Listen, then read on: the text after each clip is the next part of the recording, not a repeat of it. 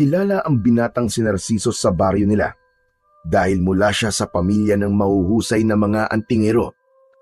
Ang kanyang mga ninuno ay nakilala rin noong panahon ng mga ito.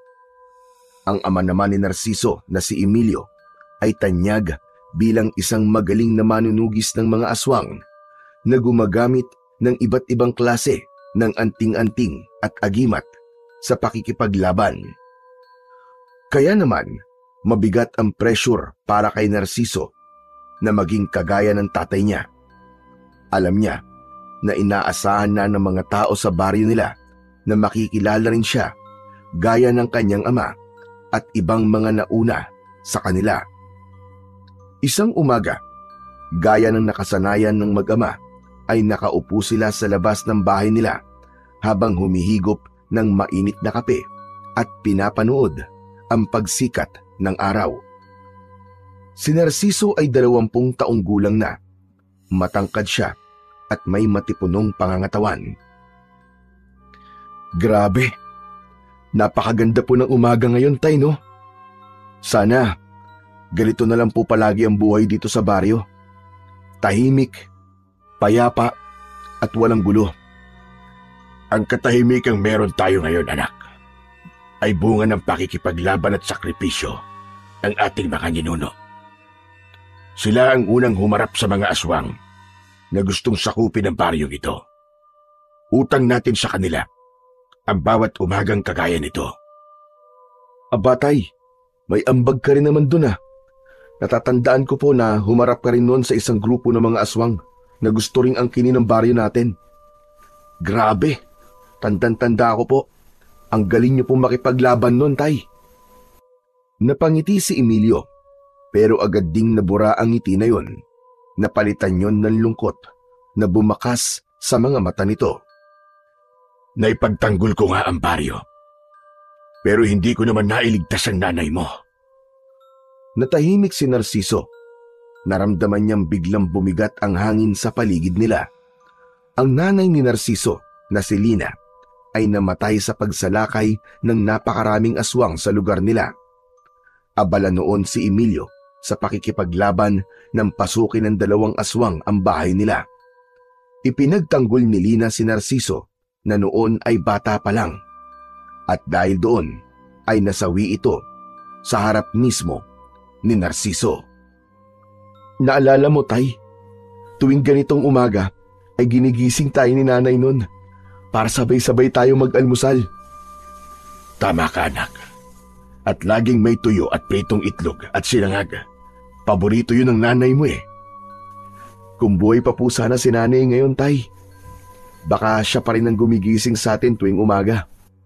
Sigurado po ako na mas buhay ang bahay natin, tay. Sinabi mo pa. Nakakamiss din ang pag-aasikaso niya sa ating dalawa. Kahit pagod na siya sa mga gawaing bahay, ay hindi ko kailanman narinig na nagreklamo siya. Ganun niya tayo kamahal na dalawa, anak. Pero tay, bakit pala hindi na ho kayo nag-asawa ulit? Wala namang masama ron, di ba? Saka wala rin pong problema sa akin kung umibig kayo ulit. Kung yun po magpapasaya sa inyo, tay. Napatingin si Emilio kay Narciso. Saglit itong tumahimik bago tumingin sa malayo. Wala naman talagang masama. Maraming ang nagtangkang ipares ako kung kani-kanino. Pero wala akong nakilalang babae na kagaya ng nanay mo. Para sa akin, wala nang hihigit pa sa kanya, anak. Isa pa, ayoko rin pilitin ang sarili ko na umibig ulit. Wala nang hihigit pa sa kanya para sa akin. Pakiramdam ko, kapag nag-asawa pa ako ulit, ay parang nagtaksil na rin ako sa nanay mo. Gusto ko manatiling tapat sa kanya hanggang sa ako ay mamatay. Tumingin si Narciso sa mukha ng kanyang ama at napansin niya na nawala na ang lungkot nito dahil sa ang magagandang bagay na ang pinag-uusapan nila tungkol sa kanyang namayapang ina. Humiling siya na sana balang araw ay makatagpo din siya ng ganong klase ng pag-ibig. Habang tinatapos ni Narciso at Emilio ang kanilang kape, ay isang matandang lalaki ang naglakad palapit sa kanila. Medyo kuba na ito, May mahabang balbas at makapal na bigote na gaya ng manipis nitong buhok ay puro puti na. May hawak itong baston na yari sa kamagong. Ang matandang lalaki ay si Apo Ignacio, ang pinakakilalang babaylan sa kanilang baryo. Kilala ito sa kaalaman nito sa panggagamot, pakikipag-usap sa mga espiritu, at pagsasagawa ng mga sagradong ritual. Dahil doon ay iginagalang ito ng lahat sa kanilang baryo. Apo Ignacio, magandang umaga po sa inyo. Gusto niyo po ba ng kape? Hindi na, Narciso.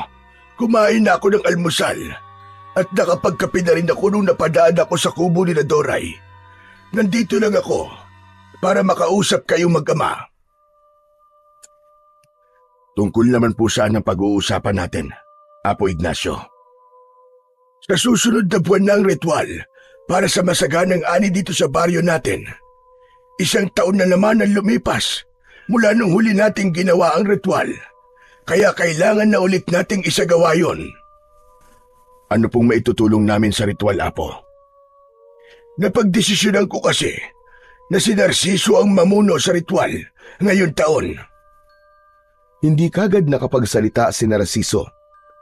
Parang may lumukob na kaba at pagkabigla sa kanyang dibdib. Ha? Ako po, Apong Ignacio? Bakit po ako? Hindi po ba kayo po ang palagi namumuno sa ritual para sa masaganang ani taon-taon? Narciso, panahon na para patunayan mo ang sarili mo sa buong baryo. Nababahala na kasi ako sa mga naririnig kong bulong-bulungan ng mga tao tungkol sa'yo. Sinasabi nilang baka hindi mo kayang sundan ang yapak ng iyong ama. Ayokong hayaan na mabahiran ng pagdududa mula sa mga tao ang pangalan ng pamilya nyo. Lalo na't ang lahi nyo ay mula sa angkan ng matatapag na antingero. Pero wala po akong alam sa pangunguna sa ritual. Baka po magkamali lang ako. Tanging ang paggamit lang po ng agimat at anting-anting ang itinuturo po sa akin ni tatay. Sa tingin mo ba ay pababayaan kita? Nandito ako para gabayan ka. Tuturuan kita, Narciso. Hindi kita pababayaan. Sisiguraduhin ko na malalaman mo ang lahat ng dapat mong matutunan bago ang ritual. Napatitig si Narciso sa kanyang ama na para bang humihingi siya rito ng sagot at ng kumpirmasyon. Tumango si Emilio sa kanya at matipid na ngumiti. Tumingin ito ng seryoso kay Apo Ignacio pagkatapos. Pumapayag ako, Apo Ignacio. Tamang-tama. Sa susunod na linggo ay 21 kaarawan na ni Narciso. Sapat na ang edad niya para magsagawa ng ritual. Tumango si Apo Ignacio na tila nasiyahan sa sagot ni Emilio. Simula sa mga susunod na araw ay sasanayin ko na siya. Kailangan niyang malaman ang bawat hakbang, bawat salita at bawat galaw sa ritual dahil isang maliit na pagkakamali lang ay maaaring magresulta sa hindi magandang bagay dito sa ating baryo. Maganda ka, Narciso, ngunit huwag kang kabahan at matakot dahil yan ang magiging numero 1 mong kalaban. O siya, sige, magpapaalam na ako at may mga gagawin pa ako. Mag-iingat po kayo, Apo Ignacio. Maraming salamat po. Tumango ang matandang babaylan at naglakad na ito papalayo. Hindi na nagsalita pa si Narciso. Ang tahimik na umagang yon ay biglang nagulo dahil sa pagdating ni Apo Ignacio. Hindi niya kasi akalain na ipagkakatiwala nito sa kanya ang pamumuno sa isang pinakamahalagang ritual na taon-taong ginagawa sa kanilang baryo. Hindi siya sigurado kung kaya niya yon, pero ang sigurado siya ay hindi na siya maaaring tumanggi dahil mismong tatay na niya ang pumayag sa gustong mangyari ng matandang babaylan.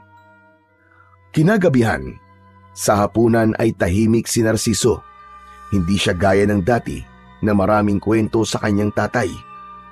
Kahit pa ang paborito niyang adobong manok ang ulam nila, ay tila wala siyang gana.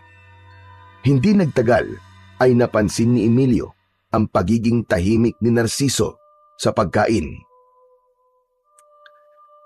Sandali lang anak. Parang naninibago yata ako sa'yo. Napakatahimik mo ngayong gabi. May iniisip ka ba? Nababahala at kinakabahan lang po kasi ako, Tay. Iniisip ko po kung kakayanin ko po bang talaga ang pamumuno sa ritual. Baka pwede pa po akong umatras. Kausapin niyo na lang po si Apo Ignacio. Hindi ka na pwedeng umatras, Narciso. Nakakahiya naman kay Apo Ignacio. Pinili ka niya.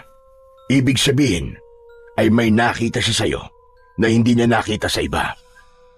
Kung siya nga ay may tiwala sa'yo, dapat ikaw rin ay may tiwala sa sarili mo. Pero Tay, may tiwala naman po ako sa sarili ko eh. Pero hindi sa mga ganong bagay. Hindi sa pagsasagawa ng ritual. Wala po akong alam dun eh. Baka magkamali lang po ako at mapahamak pa ang buong baryo natin. Naiintindihan ko ang takot mo, anak. Kaya nga nandyan si Apo Ignacio para tulungan ka. Sa kanya na mismo nang galing natuturuan kanya at gagabayan. Hindi kanya ilalagay sa isang bagay na ikakapahamak mo, anak. Alam niyang handa ka at kaya mo mamuno sa ritual na yon. Muling natahimik si Narciso habang diretsyong nakatingin sa mga mata ni Emilio. Totoo na may ilang nagsasalita tungkol sa iyo, anak. Ako mismo'y naririnig ko ang mga yon. May ilan na ikinukumpara ka sa akin. Alam kong hindi mo kailangan patunayan ang sarili mo sa kanila. Pero sa edad mo ngayon, magandang may isang bagay kang magagawa na may pagmamalaki mo, hindi para lang sa iba, kundi para sa sarili mo. Bahagyang yumuko si Narciso sa sinabi ng kanyang ama. Maya-maya pa ay mahina siyang tumango kahit hindi pa rin buo ang loob. Ipinagpatuloy niya ang pagkain at paulit-ulit niyang inalala ang mga sinabi ng kanyang ama.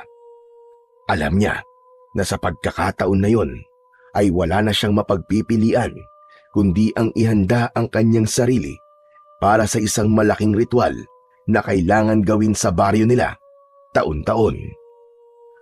Nang mga sumunod na araw, tuwing umaga, ay dumaraan na si Apo Ignacio sa bahay ni Narciso upang simulan ang pagsasanay sa kanya para sa gaganaping ritual.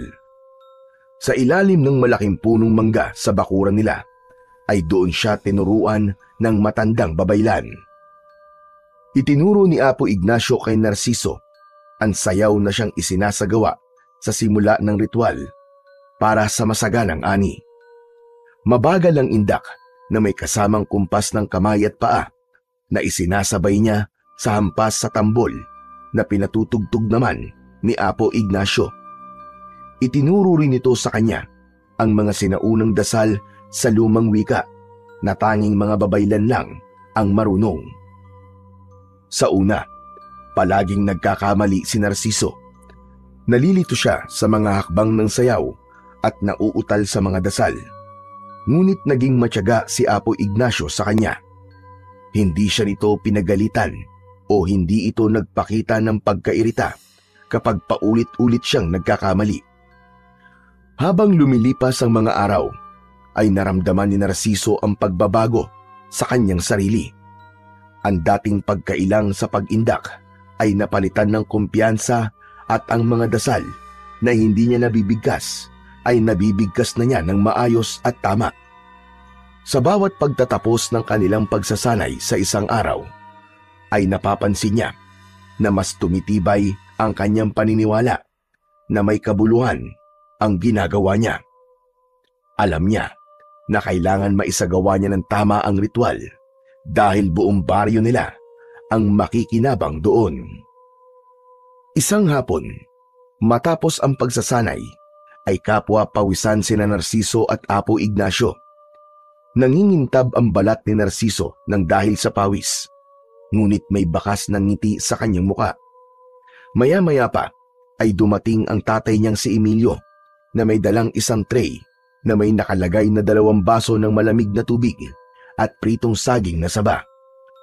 Inilapag nito yon sa lamesang gawa sa kawayan sa tabi ng bahay.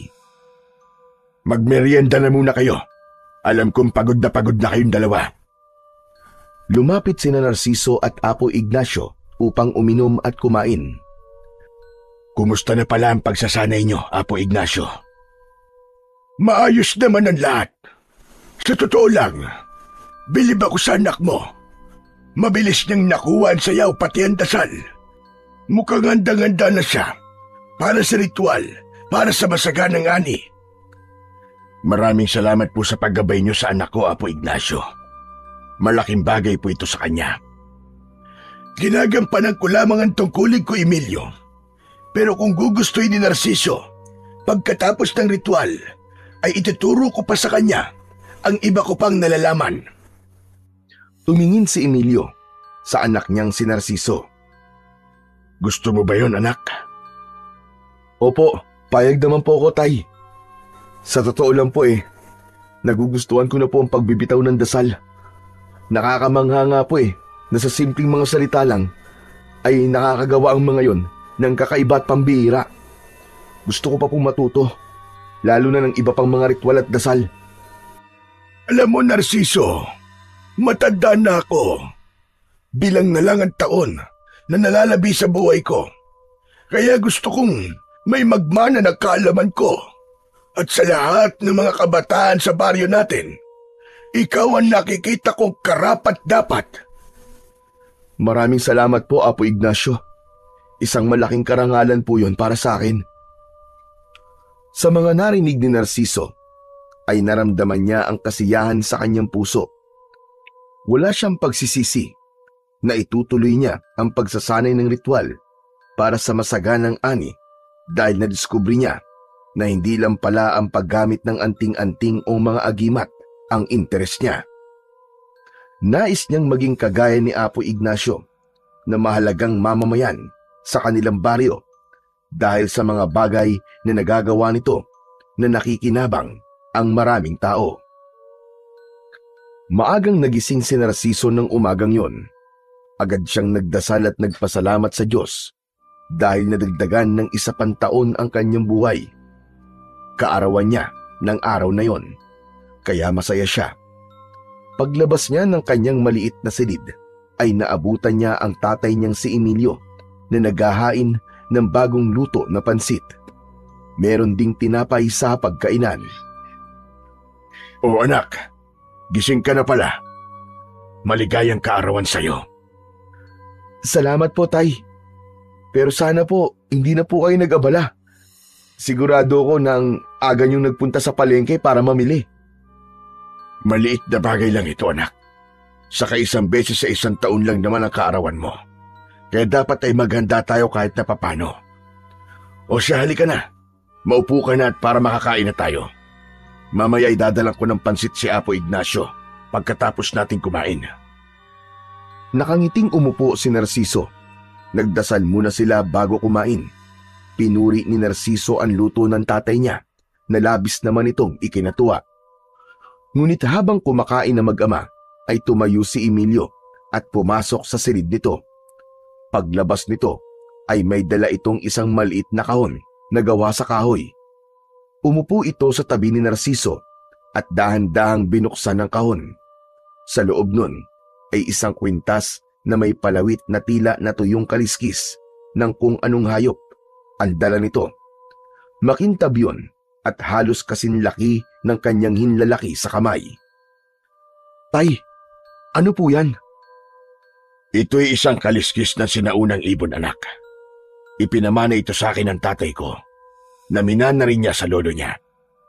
Sinasabing ito ay nagmula pa sa sinaunang ibon na nabuhay nung panahon na wala pang tao dito sa mundo. Ganun po, Itay. Napakatagal na po pala ng kaliskis na yan. Nakapagtataka na hanggang ngayon, ay buo pa rin po yan. Marami talagang bagay dito sa mundo, anak, na mahirap paniwalaan. Pero totoo, makapangyarihan ang kaliskis na ito dahil to ay dinadasalan at niriritwalan upang maging mabisang sandata laban sa mga aswang. Kapag suot mo ito, magkakaroon ka ng kakaibang lakas. Lahat ng sandatang mahahawakan mo ay magiging epektibo laban sa kasamaan. At kung bilog ang buwan, ay lalakas palalo ang kapangyarihan nito. Hindi ko po alam, Tay, na may ganyan pala kayong tinatago. Siguro yan po ang tumulong sa inyo nun, kaya matagumpay niyo pong nalalabanan ng mga aswang. Tama ka, anak. Ang kaliskis ng sinaunang ibon na ito ang naging sandigan ko noon. Pero simula nang tumahimik ang baryo natin at wala nang aswang na nagpapakita, ay itinabi ko na lang ito. Pero Tay, bakit niyo po ipinapakita sa akin yan ngayon? Naglakad si Emilio papunta sa likod ng nakaupong si Narciso. Marahan nitong isinabit sa liig ni Narciso ang kwintas na siya namang ipinagtaka niya. Anak, yan ang regalo ko sa iyo ngayong kaarawan mo. Ipinagkakatiwala ko na yan sa iyo, sapagkat nararamdaman ko na ikaw ang nararapat na mag-ingat niyan. Pero Tay, hindi ko po kayang tanggapin ito. Masyado po itong mahalaga sa inyo. Malaki ang tiwala ko sa iyo na kaya mong gamitin sa kabutihan ng kapangyarihan niyan, Narciso. Nakikita ko sa iyo ang determinasyon na gusto mong matutunan ng lahat ng bagay. Tanggapin mo yan dahil naniniwala ko na darating ang panahon na magagamit mo yan, anak. Hindi na nakapagsalita pa si Narciso. Hinawakan niya ang palawit ng kwintas at habang nakatitig siya roon ay naramdaman niyang tila buhay yun. Naramdaman niya ang init ng kaliskis ng sinaunang ibon. Bagamat hindi siya sigurado kung magagamit ba niya ang bagay na yon, ay hinayaan na lang niya ang kanyang ama sa nais nito na ipagkatiwala sa kanya ang isang bagay na mahalaga para rito. Sa mga sumunod na araw ay naging bahagi na ng pang-araw-araw na buhay ni Narciso ang pagsasanay ng ritual para sa masaganang ani. Tuwing umaga, bago pa sumikat ang araw, ay nagtutungo na siya sa likod ng kanilang bahay upang magsanay ng mga dapat niyang gawin. Inulit-ulit niya ang mga dasal hanggang sa kabisado na niya yon kahit nakapikit pa siya. Maging ang sayaw para sa ritual ay kinakabisado niya ng gusto. Hanggang sa dumating na ang gabi ng pagsasagawa ng ritual. Sa gitna ng malawak na palayan ay nakatayo si Narciso habang nakasuot ng sagradong kasuotan na yari sa hinabing abaka. Ang telang nakapalibot sa ulo niya ay may mga simbolo na isinulat gamit ang pulang tinta. Nasa likuran niya ang kanyang amang si Emilio, si Apo Ignacio at ang karamihan sa mga taga-baryo. Sa gilid naman ay naroon ang mga kalalakihan na may hawak na tambol na siyang tutugtog sa sayaw ni Narciso mamaya. Kinakabahan ng bahagya si Narciso, pero buo ang kanyang loob. Tandaan mo, Narciso, dapat ay wala kang magiging pagkakamali sa ritual na iyong gagawin.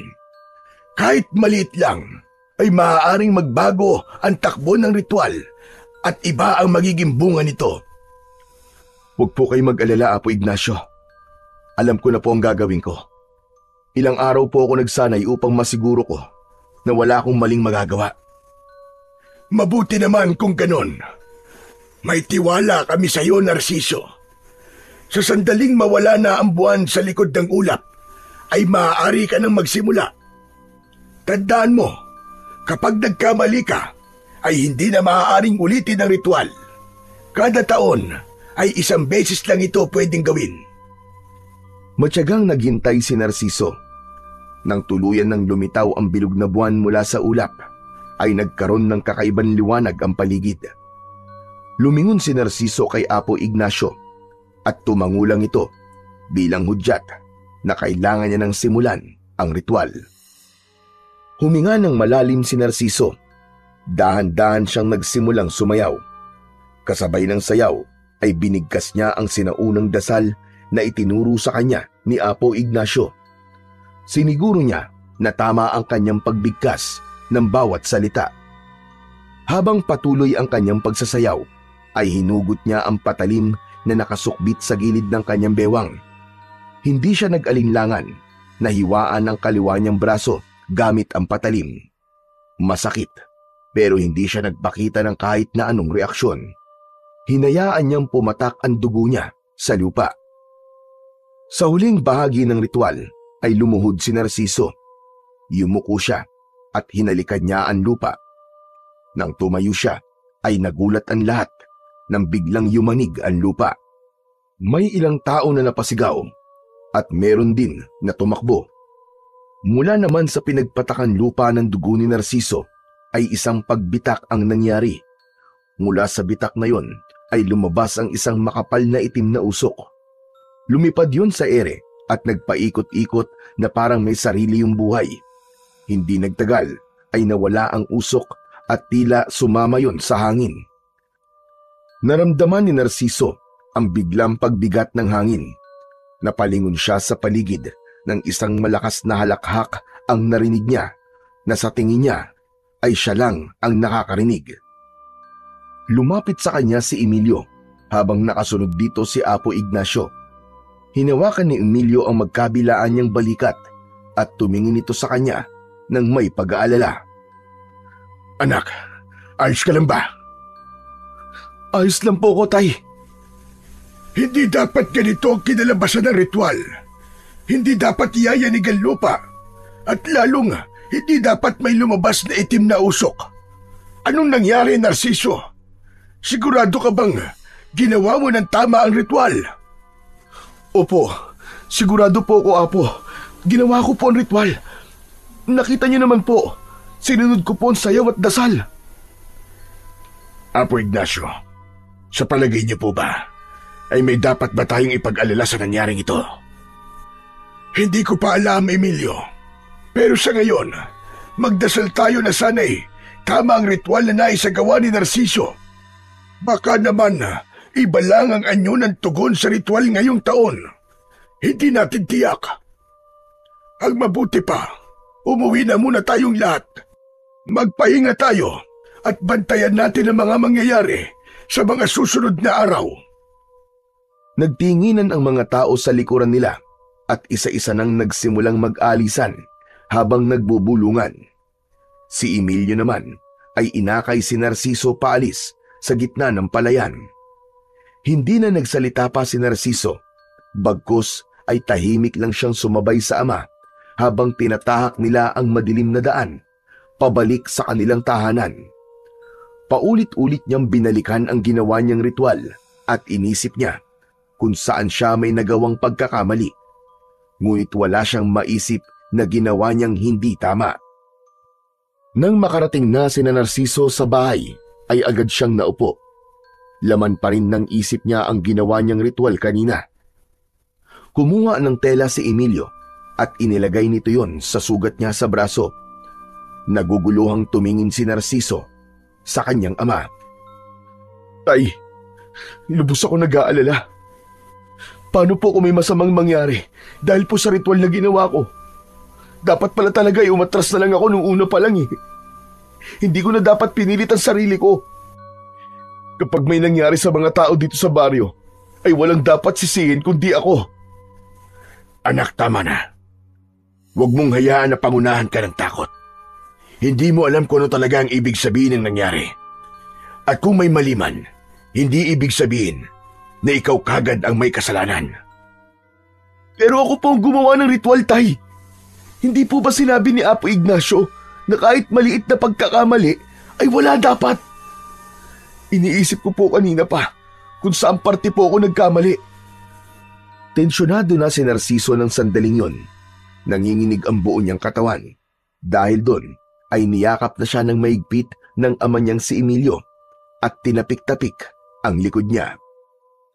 Narciso, anak, kahit anong mangyari, lagi lamang ako naririto. Hinding-hindi kita pababayaan. Kung alam mo sa sarili mo na wala kang nagawang pagkakamali sa ritual, ay yun ang paniwalaan mo. Dahan-dahang napapikit si Narciso habang nakayakap sa kanyang ama at kahit paano ay nabawasan ang kanyang pangamba. Tahimik siyang nagdasal na sana ay walang masamang idulot ang ritual na ginawa niya kanina. Simula noon ay nagbantay na sina Narciso sa mga maaaring mangyaring hindi maganda sa kanilang baryo. Ilang araw pa ang lumipas at sumiklab ang balita sa baryo nila tungkol sa 2 bangkay ng lalaki na natagpuan sa gitna ng palayan. Wakwak ang tiyan ng mga yon at halos wala ng dugo sa katawan. May ilan na nagsabi na aswang ang pumatay sa 2. Mabilis na kumalat ang takot sa buong baryo at si Narciso ay mabilis na nilamon ng kanyang konsensya. Ang unang pumasok sa isipan niya ay yun na ang resulta sa pagkakamaling nagawa niya sa ritual, kung meron man. Ngunit sa kabila ng kanyang pangamba, patuloy ang kanyang ama sa pagpapaalala na wala siyang dapat ikatakot at maaaring ang nangyari ay nagkataon lamang. Isang umaga, habang abala si Narciso sa pagwawalis sa harapan ng kanilang bahay, ay nakita niyang palapit sa kanya si Apo Ignacio. Sinalubong niya ito upang magmano. "Mano po, Apo Ignacio. Magandang umaga po. Ano pong sadya niyo?" Narciso iyo, kailangan ko kayo makausap ng tatay mo. Nandito ba si Emilio? Opo, nasa likod po siya. Sandali lang po, tatawagin ko si tatay. Kinabahan si Narciso habang naglalakad siya papunta sa likod ng bahay. Napansin niya ang kaseryosohan sa mukha ng matandang babaylan na parabang may sasabihin ito na hindi maganda. Pagdating niya sa likod ng bahay ay naabutan niya ang tatay niyang si Emilio na nagsasalansan ng mga kahoy na sinibak nito. "Tay, nasa harap po si Apo Ignacio. Kailangan daw po niya tayong makausap." Tungkol daw saan?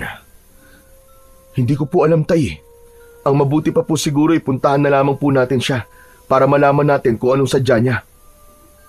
Hindi na nagtanong pa si Emilio at magkasama na silang pumasok sa bahay.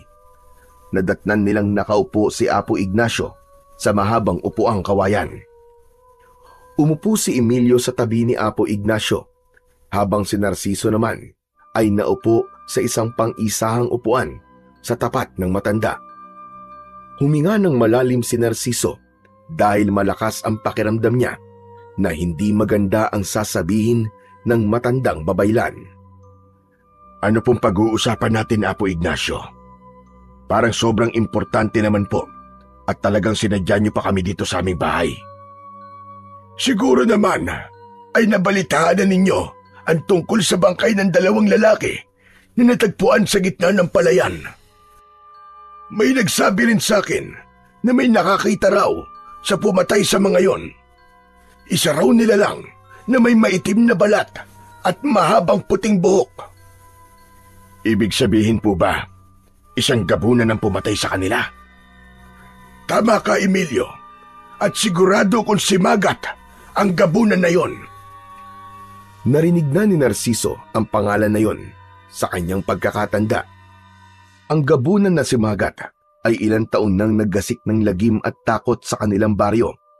Ngunit matagal na itong napatay, kaya naintindihan niya kung bakit bahagyang natawa ang tatay niya sa sinabi ni Apo Ignacio. Imposible naman po yata ang sinasabi niyo. Matagal nang patay si Magat. Pinatay siya ng mga ninuno namin, hindi po ba?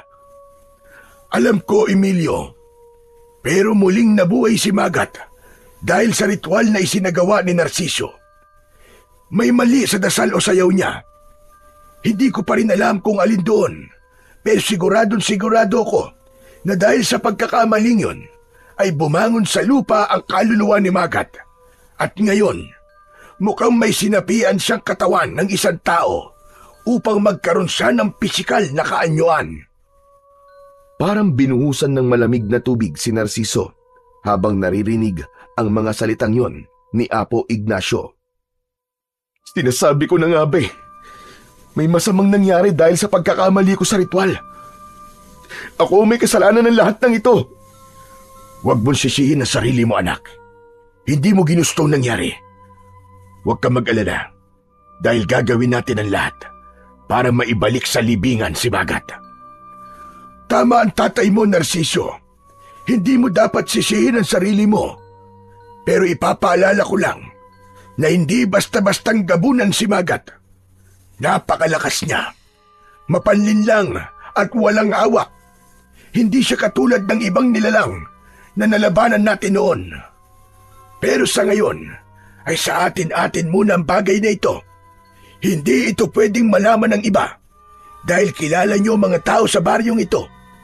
Sisisihin nila si Narciso at baka kung ano pa ang gawin nila. Napalunok si Narciso. Bigla niyang naalala ang mga tao sa baryo nila. Alam niya na kailangan nilang maghanda at mag-ingat sa mga susunod na gabi dahil paniguradong aataking muli ang gabunan na si Magat. Simula noon ay hindi na muling nakatulog ng mahimbing si Narciso. Gabi-gabi siyang ginigising ng kanyang konsensya. Kaya naman, palagi siyang puyat at walang lakas sa umaga. Hanggang isang gabi ay bigla na lamang sumalakay si Magat sa kanilang baryo. Nakipaglaban ng tatay niya at ang ilang kalalakihan, pero hindi napigilan ng mga ito ang bangis ng gabunan. Maraming pinatay si Magat ng gabing yon. Maging sa mga nakipaglaban na mga kalalakihan ay may mga namatay din. Matapos ang laban ay sinabi ni Emilio kay Narciso na iba si Magat sa mga aswang na nakalaban nito.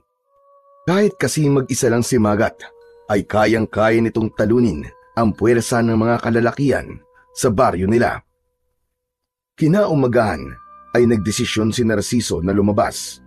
Sa tabi ng kalsada ay nakita niya ang mga nakahanay na bangkay na puro biktima ng gabunan. Marami rin ang umiiyak habang yakap ang nasawi nilang mahal sa buhay.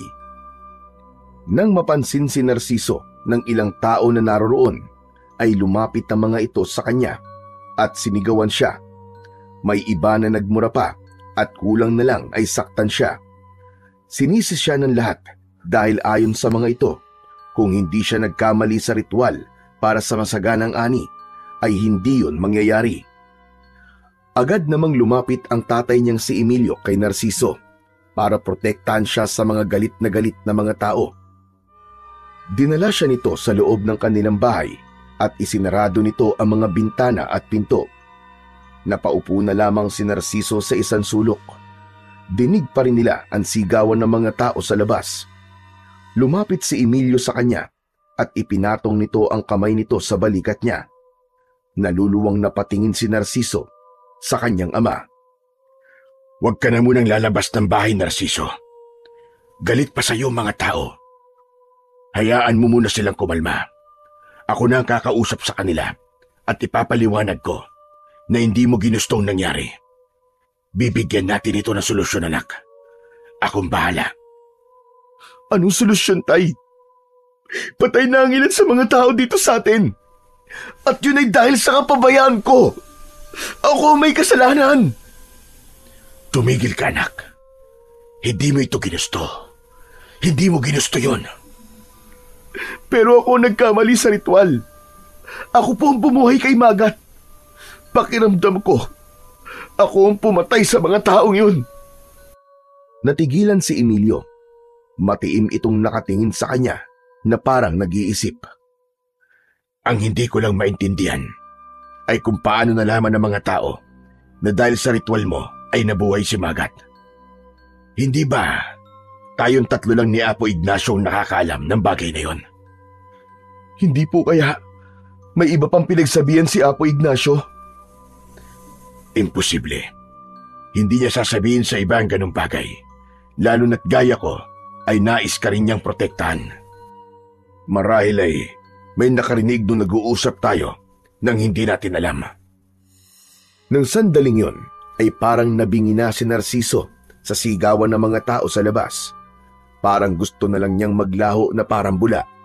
Pakiramdam niya ay walang kahit na anong salita ang makakapawi ng labis na konsensyang nararamdaman niya ng mga oras na yon. Kinagabihan, habang tahimik ang kapaligiran, ay hindi makatulog si Narciso. Paulit-ulit na bumabalik sa isip niya ang paninisi ng mga tao sa kanya. Ayaw siyang patahimikin ng kanyang konsensya hanggang sa isang desisyon ang bigla na lamang pumasok sa isip niya. Bumangon si Narciso at kinuha niya ang isang lumang backpack. Binuksan niya ang kanyang aparador at kumuha siya ng ilang damit doon. Maayos niyang inilagay ang mga damit sa bag. Bago siya lumabas ng kanyang kwarto, ay hinawakan niya ang kwintas niya na may palawit na kaliskis ng sinaunang ibon. Yun lang kasi ang bagay na pagmamay-ari ng tatay niya na madadala niya sa plano niyang paglalayas. Matapos yun, ay lumabas na si Narciso ng bahay nila habang natutulog ang kanyang ama. Nagsimula siyang maglakad ng walang tiyak na direksyon. Ang tanging nasa isip niya lang ay ang makalayo sa baryo nila at magsimula ng panibagong buhay sa ibang lugar. Naniniwala siya na habang naroroon siya ay mas mahihirapan ang mga tao na makausad mula sa sakit ng pagkawala ng mga mahal sa buhay ng mga ito. Nang abutan siya ng umaga sa paglalakad, ay halos hindi na niya maramdaman ang kanyang mga paa. Pawisan, madungis at gutom na si Narciso, pero hindi siya huminto. Sa bawat hakbang niya ay parang tinutunaw ng matinding sikat ng araw ang lakas niya, pero alam niya na walang-wala ang hirap na nararanasan niya sa hirap at sakit na nararanasan ng mga tao sa baryo nila dahil sa kanyang pagkakamali. Matindi pa rin ang sikat ng araw nang marating ni Narciso ang isang maliit na baryo. Halos hindi niya na maigalaw ang mga binti sa tindi ng pagod at gutom niya. Sa isang kanto ay may nakita siyang isang maliit na karinderya. Napalunok siya nang makita niya ang mga ulam na tinitinda doon, pero alam niyang hanggang tingin lang siya dahil wala siyang dalang pera. Nang lumapit sa kanya ang tindera, ay tinanong siya nito kung ano ang bibili niya at hindi agad siya nakasagot. Ate, pwede po ba akong makiinom ng tubig? Tumangulang ang babae at agad naman siya nitong binigyan ng isang baso ng tubig. Mabilis na naubos ni Narciso ang tubig at bago siya umalis ay nagpasalamat siya sa tindera. Pagsapit ng dapit hapon, ay unti-unti nang nilamon ng dilim ang langit. Dumaan si Narciso sa isang masukal na daan sa pagitan ng dalawang baryo. Tahimik ang buong paligid at tanging yabag lang niya ang kanyang naririnig. Hanggang sa may sumulpot mula sa likod ng puno na dalawang lalaki. Natakot siya dahil isa sa mga ito ay may dalang patalim. Humarang agad ang may dalang patalim kay Narciso. Mga kuya, huwag niyo po akong sasaktan. Dadaan lang naman po ako. Hindi ka masasaktan kung susundin mo ang gusto namin. Ibigay mo sa amin yung bag mo at kung ano pang mga dala mo. Damit lang po ang laman ito. Sinungaling ka. Malamang may pera sa loob niyan. Amin na yan. Agad na inagaw ng isa ang bag mula sa balikat ni Narciso. Nang maalis yun sa katawan niya, ay hinila niya yon pabalik. Damit lang sinabi ang laman ito eh. Kung damit lang, bakit hindi mo mabitawan? Parang awa niyo na po. Ito na lang po ang meron ako. Pero hindi pinakinggan ng mga lalaki si Narciso. Itinulak siya ng isa at sinuntok sa tiyan. Napaluhod siya sa sakit, pero muli siyang tumayo at hinabol ang lalaking may tangay sa kanyang bag. Humarap ito sa kanya at binigwasan siya ng suntok sa muka. Gumanti siya ng suntok, pero sa hangin yun tumama. Nang tadyakan siya ng isang lalaki sa likod, ay padapa siyang natumba sa putikan. Akmang tatayo pa sana siya, pero pinagtulungan siyang sipain ng dalawang lalaki ng paulit-ulit.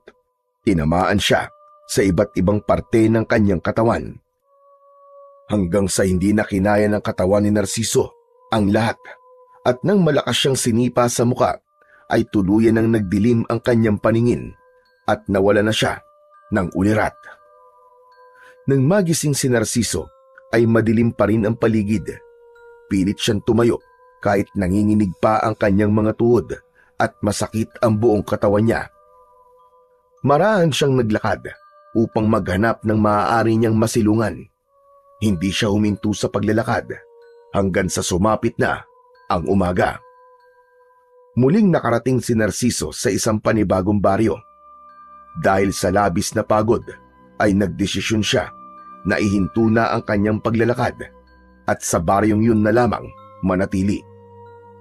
Sa tindi ng gutom na nararamdaman niya ay napilitin siyang humingi ng barya sa mga taong dumadaan. Iba't ibang tingin ang natatanggap niya mula sa mga tao. May mga naaawa at meron din naman na tila natatakot sa kanya. Pagsapit ng gabi ay natulog si Narciso sa labas ng isang nakasaradong tindahan. Pinagkasya niya ang sarili sa upuan doon na gawa sa kawayan. Sa loob lamang ng 1 linggo, si Narciso na dating may maayos na buhay ay naging isa ng palaboy sa baryo na yon. Walang nakakakilala sa kanya at ang tangi niyang ginagawa para makakain ay ang manghingi. Alam niya na napakalayo na ng buhay niya sa baryong yun sa dating niyang buhay, pero naisip niya na baka yun na ang kabayaran sa pagkakamaling nagawa niya. Isang umaga, nakatulala si Narciso habang naglalakad sa gilid ng kalsada. Punit ang kanyang damit na may bahid ng natuyong dugo at putik. Bakas ang gutom, uhaw at kawalan ng direksyon sa kanyang muka. Sa kanyang paglalakad ay may nakasalubong siyang 3 batang lalaki. Tinawanan siya ng mga yon at tinawag siyang mabahong palaboy. Masakit yun para kay Narciso, pero hindi na siya umimik dahil yun naman ang katotohanan. Hanggang sa isang lalaki ang lumapit sa kanila. Matangkad ito at kayumanggi ang balat. May bitbit ito na tinapay at soft drinks na nakalagay sa plastic na may straw. Hoy! Pambihira to mga bata na to! Tumigil na nga kayo! Para kayong hindi tinuturuan ng magandang asal ng mga magulang nyo Umuwi na nga kayo sa bahay nyo! Mga bastos! Nagsitakbuhan kagad ang mga bata at iniwan si Narciso na nakayuko sa harap ng lalaki. Lumapit ang lalaki sa kanya at iniabot sa kanya ang tinapay at soft drinks. Oh, sa'yo na to. Kainin mo at mukhang gutom na gutom ka na Walang pagdadalawang isip na kinuha ni Narciso ang ibinigay ng lalaki. Salamat. Talagang gutom na ako. Hulog ka ng langit. Maraming salamat sa'yo. Wala yon. Ilang araw na kasi kitang nakikitang palakad-lakad dito sa lugar namin. Saan ka ba talaga nakatira?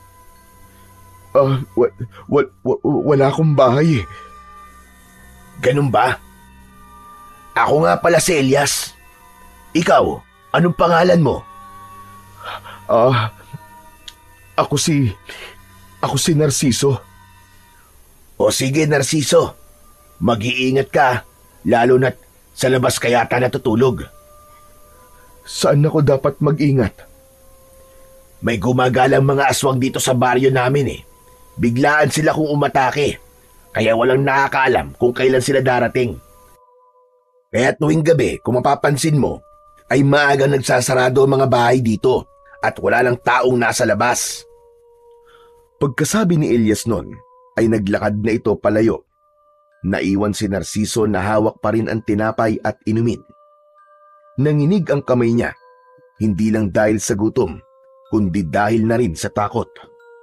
Muling bumalik sa alaala niya ang gabunan na nabuhay dahil sa maling ritual na nagawa niya. Tila kahit saan siya magpuntay, sinusundan siya ng bangungot na siya rin mismo ang lumikha.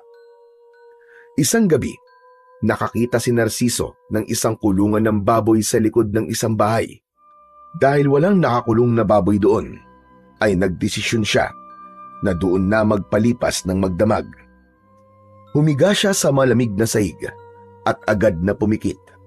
Ngunit wala pang 1 minuto ay bumukas din ang mga mata niya nang makarinig siya ng mga taong nagsisigawan sa hindi kalayuan. Grabe naman. Gabing-gabi na pero may nag-aaway pa rin. Akala ko ba, ang sabi ni Elias wala nang tao sa labas kapag ganitong oras. Ngunit nang maalala ni Narciso ang sinabi ni Elias na may umaataking mga aswang sa baryo na yon ay napabalikwas siya ng bangon. Tumayo siya at lumabas ng kulungan ng baboy. Naglakad siya patungo sa gilid ng kalsada at nagtago siya sa likod ng isang puno. Mula roon ay nakita ni Narciso ang dalawang nilalang na may mahahabang kuko. Matatalim ang mga mata, matutulis ang mga ngipin, at mukhang hindi niya maintindihan kung halimaw o sa demonyo. Napagtanto niya na ang mga nilalang na yon ay mga aswang. Pinagtutulungang lapain ng dalawang aswang ang isang lalaki na wala ng buhay. Nanigas si Narciso. Pakiramdam niya'y binuhusan siya ng malamig na tubig. Nangatog ang kanyang mga tuhod. Kasabay ng matinding takot ay bumalik sa alaala niya ang mga bangkay na nakahanay sa gilid ng kalsada matapos ang pag-atake ng gabunan sa kanilang baryo. Kailangan may gawin ako. Kung noon, wala akong nagawa para ipagtanggol ang mga tao sa baryo namin. Dito ay babawi ako. Luminga si Narciso sa paligid upang maghanap ng kahit na anong bagay na maaari niyang gamitin sa pakikipaglaban. Hanggang sa nakita niya ang isang kawayan na may matulis na dulo na nakasandal sa puno kung saan siya nagtatago. Agad niya yung kinuha at hinawakan yun ng mahigpit. Bago siya sumugod, ay hinawakan muna niya ang kaliskis ng sinaunang ibon na nakasabit sa kanyang leeg. Kaliskis ng sinaunang ibon. Bigyan mo ako ng lakas. Hindi lang lakas ng katawan, kundi pati na rin lakas ng loob. Kailangan kong ipagtanggol ang mga tao dito. Tulungan mo ako. Nang bitiwan ni Narciso ang kaliskis ng sinaunang ibon, ay napasinghap siya ng bahagya yung nagliwanag. Kasunod nun ay naramdaman niya ang pagdaloy ng kakaibang lakas sa buo niyang katawan.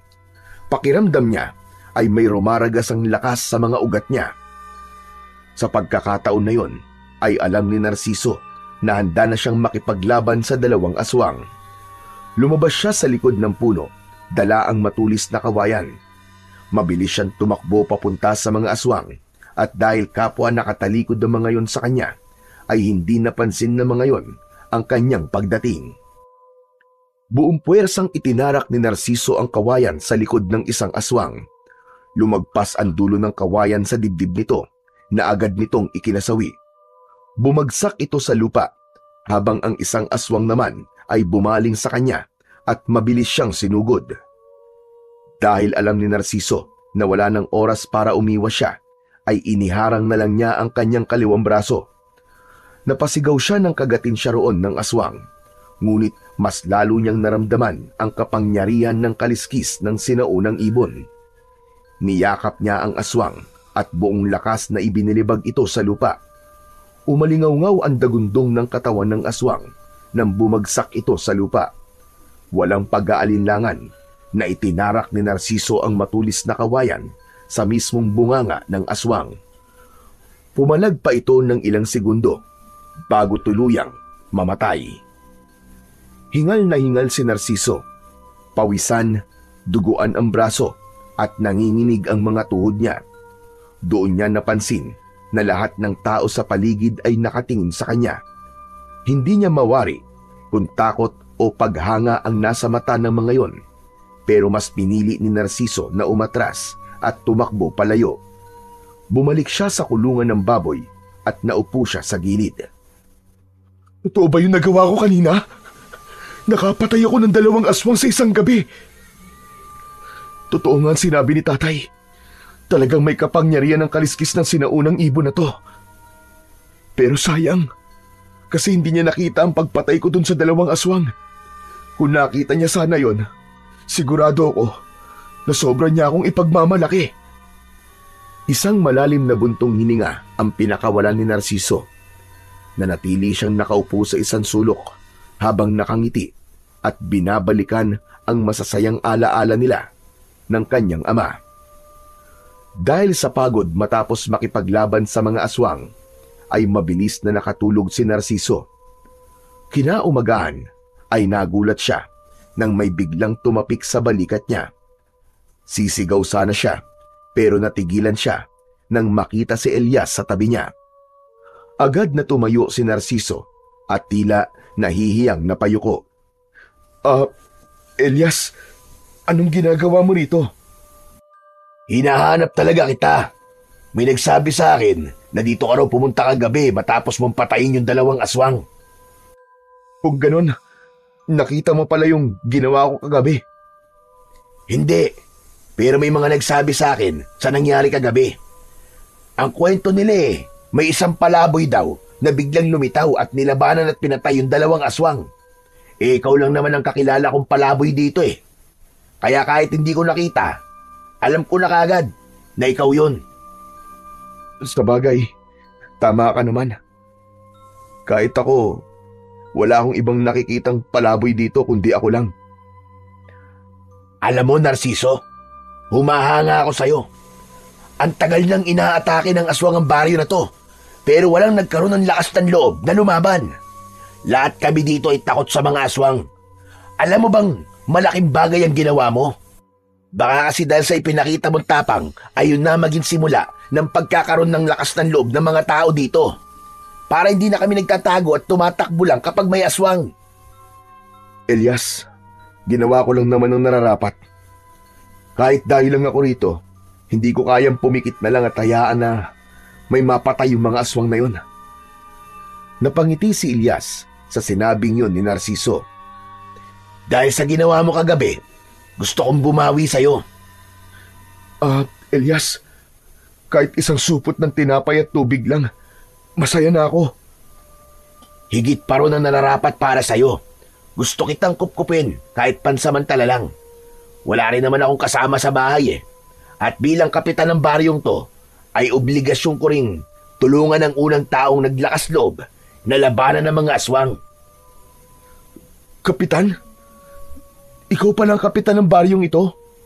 Oo, bakit? Hindi ba halata? Sa totoo lang, hindi. Parang ang bata mo pa kasi para maging kapitan. Pero sigurado ka ba talaga? Papayag kang patirahin ako sa bahay mo kahit isa lamang akong palaboy? Kapag may bahay ka na, hindi ka na palaboy, di ba? Pero Elias, hindi mo pa ako kilala. Malay mo, masamang tao pala ako. Bagyang natawa si Elias at umiling. Kung masama kang tao, pinatulan mo na sana yung mga batang nanunukso sa'yo nung isang araw at hindi mo na sana nilabanan yung mga aswang. Alam mo, ang dami mong pat sinasabi. Papayag ka ba o hindi? Aba, syempre, papayag ako. Grasya na lumalapit sa akin Saka, hirap na talaga ako matulog sa kung saan-saan. Napangiti si Narciso sa labis na kasiyahan. Magaan ang loob niya kay Elias, kaya alam niya na nasa mabuti siyang mga kamay. Nauna na siyang lumabas ng kulungan ng baboy, pero napahinto siya nang makitang hindi umaalis si Elias sa loob ng kulungan. O ayan, ayusin mo na yung mga gamit mo. Kung meron ka mang gamit, kumain ka na muna, tapos sumama ka sa akin. Welcome ka sa bahay ko. Hindi makapagsalita si Narciso sa sobrang tuwa. Napayuko na lang siya at napalakas ang kanyang buntong hininga. Isang bagay na matagal niya nang hindi nararamdaman. Ang pag-asang may tahanan na siyang babalikan. Oh, bakit nandiyan ka pa rin? Akala ko ba pupunta na tayo sa bahay mo? Wala ka bang kahit na anong gamit? Wala. Ninakaw ng 2 lalaki habang naglalakad ako Lumabas na si Elias sa kulungan ng baboy at lumapit kay Narciso. Kahit damit? Wala ka? Yun na nga lang sana ang meron ako Pero ninakaw pa rin. Oo nga pala. Meron akong damit. Itong suot ko. Napailing si Elias pero may bahagyang ngiti sa kanyang muka. Huwag kang mag-alala. May ilang damit pa naman ako nakatago na mukhang kasya naman sa'yo. Ibibigay ko na lang yun ng mga yun sa'yo. O tara na, para makapagpahinga ka na rin ng maayos, saka para malinis at malagyan na rin ng gamot yung mga sugat mo. Maraming salamat, Elias ha. Kapitan Elias pala. Hulog ka talaga ng langit sa akin. Ikaw naman, Elias na lang. Mas sanay ako na tinatawag lang ako sa pangalan ko. Tumango si Narciso habang bakas sa kanyang muka ang labis na kasiyahan. Hindi nagtagal ay magkasama ng naglakad ang dalawa patungo sa bahay ni Elias. Labis ang pasasalamat ni Narciso na may nagmagandang loob na tulungan siya dahil sabik na siyang makahiga muli sa maayos na tulugan at makakain sa tamang oras. Makalipas ang ilang minuto ay nakarating na sina Narciso sa bahay ni Elias. Katamtaman ng laki ng bahay nito na gawa sa pinaghalong kahoy at simento. May malawak na berandang may mga paso ng halamang namumulaklak at isang duyan na nakasabit sa dalawang haligi. Malinis ang paligid at bagaman simple ang disenyo ng bahay, ay halatang inaalagaan yon ni Elias. Nang pumasok sila, ay bumungad kay Narciso ang maayos at malinis na sala. Itinuro ni Elias sa kanya ang isang pinto na malapit sa kusina. Narciso, yun nga pala magiging kwarto mo rito. Diyan ka matutulog habang nandito ka. Pero bago ka magpahinga, maligo ka na muna. Nasa likod ng banyo ko. May tuwalya doon. Yun na lang ang gamitin mo. Maraming salamat talaga, Elias ha. Hindi ko akalain na mangyayari to sa akin sa lugar na to. Akala ko habang buhay na ako magiging palaboy. Wala ka naman. Ang mga kagaya mo ang karapat-dapat na tinutulungan. Oo nga pala, habang naliligo ka, ay ilalabas ko na rin yung mga damit na pwede mo magamit. Muling nagpasalamat si Narciso kay Elias. Matapos yun, ay nagtungo na siya sa kusina at lumabas sa pinto doon. Nakita niya ang banyo sa likod ng bahay. Nang makapasok siya roon, ay napangiti siya nang makita ang isang drum ng tubig. Meron din doon shampoo, sabon at batong panghilod. Masaya siya dahil sa wakas, makalipas ang mahigit 1 linggo, ay makakaligo na ulit siya. Simula noon ay nagbago na ang buhay ni Narciso sa baryong yun sa tulong ni Elias. May maayos na siyang higaan at kumakain na ulit siya ng 3 beses sa isang araw. Malinis na ang kanyang katawan at may pamalit na rin siyang mga damit. Ipinakilala din siya ni Elias sa mga tao sa baryo na nagpabago sa tingin ng mga tao sa kanya. Mula sa pagiging isang kinatatakutang palaboy ay naging kilala siya bilang tagapagtanggol ng baryo mula sa mga aswang. Marami ang humanga sa kanya at taus-pusong nagpapasalamat dahil sa tapang na ipinakita niya sa pagpatay sa 2 aswang. Nalaman din ni Narciso mula kay Elias na hindi lang ang 2 aswang ang umaatake sa baryo na yon. Ayon dito, ay marami pang aswang ang naghahasik doon ng lagim at takot. Sa nalaman na yon ni Narciso, napagtanto niya na hindi pa pala tapos ang laban niya sa mga aswang sa baryo na yon. Ngunit naniniwala siya na habang nasa kanya ang kaliskis ng sinaunang ibon, ay hindi siya matatalo sa kahit na anong labanan. Isang tahimik na gabi, habang nakahiga si Narciso sa papag, ay nagulat siya nang biglang may nagsigawang mga tao sa labas. May mga nagmamakaawa at meron ding humihingi ng saklolo. Bumangon siya at sa paglabas niya ng kwarto, ay sakto na lumabas din si Elias sa kwarto nito. Nagkatinginan sila at kapwa may kaba sa kanilang mga muka. Mukhang may umaatake na namang mga aswang. Ako nang bahala sa kanila, Elias. Hindi na nag-aksaya pa ng oras si Narciso. Mabilis siyang nagtungo sa kusina at kinuha ang isang matalim na itak na nakasabit sa dingding. Bumalik siya sa sala at doon ay mahigpit niyang hinawakan ang kaliskis ng sinaunang ibon. Pumikit siya at kinausap niya yon. Kaliskis ng sinaunang ibon. Huwag mong hahayaan na manaig ang kasamaan ngayong gabi. Gabayan mo ulit ako. Tulungan mo akong protektahan ng mga inosenteng tao. Narciso, sandali lang. Ano ba yung kwintas na yan? At bakit mo kinakausap? Elias, saka ko nasasagutin ang mga tanong mo. May mga aswang pa akong kailangang harapin. Hindi na nag-alinlangan pa si Narciso. Mabilis niyang binuksan ang pinto at lumabas. Ang nakita niya ay mas malala kaysa sa inaasahan niya. Napakaraming aswang ang naglipa na sa paligid. Ang iba ay nakapasok na sa mga bahay at nilalapa na ang mga tao o hinihila palabas ang mga nagtatago. Naramdaman ni Narciso ang malamig na hangin na parang dumaan sa kanyang batok at kasabay nun ay ang mainit na pintig ng enerhiyang dumadaloy mula sa kaliskis ng sinaunang ibon sa kanyang katawan.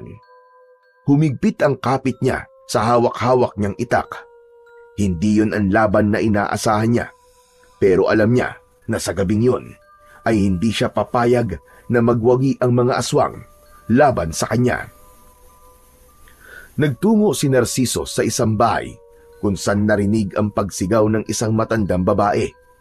Sa loob nun ay isang aswang ang nakaluhod sa ibabaw ng isang matandang babae. Ang matatalim nitong kuko nakabaon na sa balikat ng biktima. Hoy! Diablong buang! Ako ang harapin mo at huwag ang isang matanda!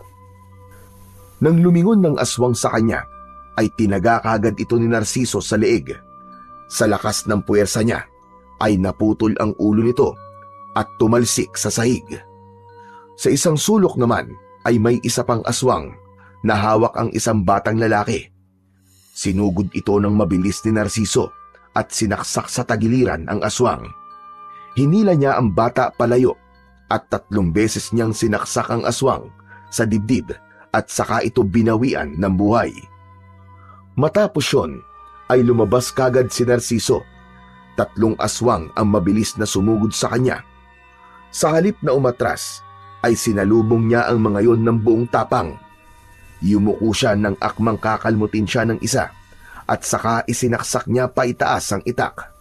Dumiretso ang itak sa panga ng aswang at lumusot sa bunganga nito, diretso sa bumbunan. Ang ikalawang aswang naman ay sinubukan siyang sunggaban pero tumalon siya sa kaliwa at nang lumagpas ang aswang sa kanya ay tinagpas niya ang likod nito gamit ang matalas niyang itak. Kasunod nun ay ibinaon niya ang itak sa likod ng ulo nito.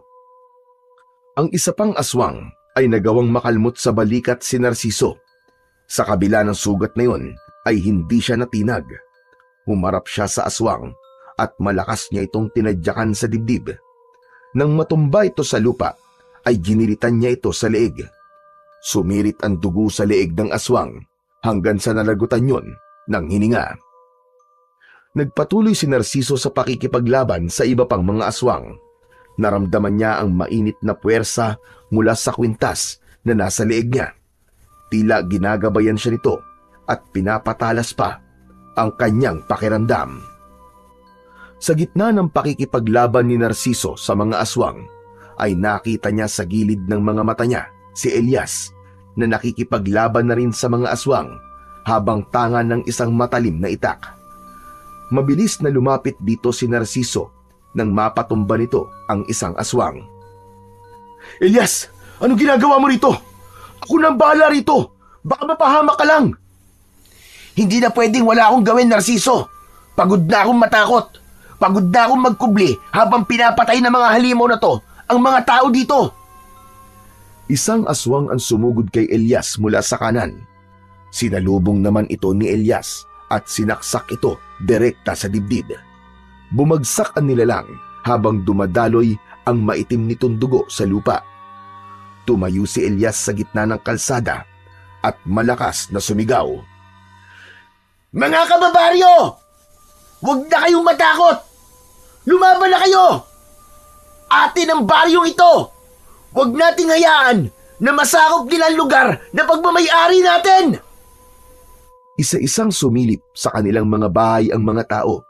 Ang ilan ay may hawak na sandata, gaya ng itak, matulis na kawayan, patalim at kung ano-ano pa. At sa isang iglap, Tila nabuhay ang apoy sa dibdib ng mga tao. Magkakasabay na lumabas ang mga tao habang sumisigaw. Agad na pinagtulungan ang mga aswang ng mga tao. Nagkatinginan sina Narciso at Elias. Muli silang nakipaglaban sa mga aswang. Nagtulong-tulong sila na ubusin ang mga halimaw na nasa baryo na yon ng gabing yon.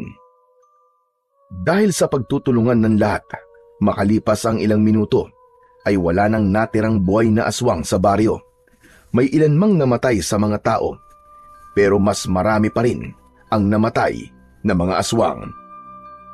Nakangiting napaupo si Narciso sa lupa. Pagod na pagod siya, pero mas lamang ang kasiyahan sa kanyang puso. Sa kanyang harapan ay nakatayo si Elias na pagod din pero nakangiti. Sa wakas, nasaksihan ni Narciso ang pagsiklab ng tapang sa puso ng mga taong matagal nang nabuhay sa takot. Napakasaya niya dahil nagtagumpay sila na ipaglaban ang baryong yon mula sa napakaraming mga aswang. Makalipas ang ilang araw, ay wala ng mga aswang ang sumalakay sa baryo nina Elias. Dahil doon ay nagsagawa ang mga tao ng isang malaking pagdiriwang sa plaza. Ang mga mesa ay sagana sa iba't ibang masasarap na pagkain.